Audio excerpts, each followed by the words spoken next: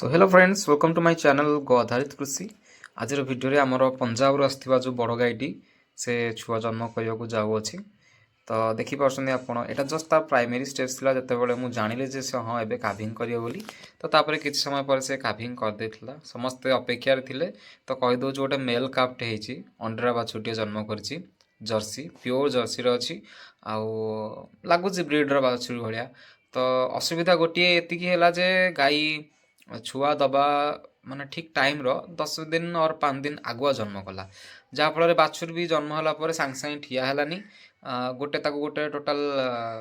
माने 12 ରୁ 13 घंटा लगिगला ठिया हाँपाई गोड़े ठिया है क्षीर खाइला ता पूर्व आम ताकू बोतल रे क्षीर बाहर करके पियाई देथिलु जहाँफल से स्ट्रंग हो गला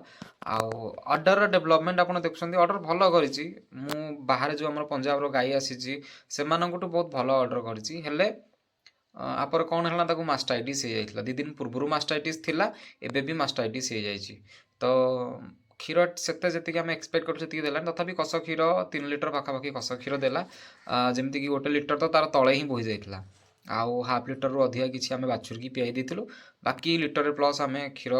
दुहिलु दुईकी ताकू बाछुरी गाई की ही पियाई देथिलु जहाँफल से फुल टी आराम से पकई देथिला आउ एबे देखुछन्ती आपण एटी बाछुर क्यारेक्टरिस्टिक्स देखंतु बहुत भल बाछुरटी होईची फीमेल होइथे बहुत बढ़िया होइथांता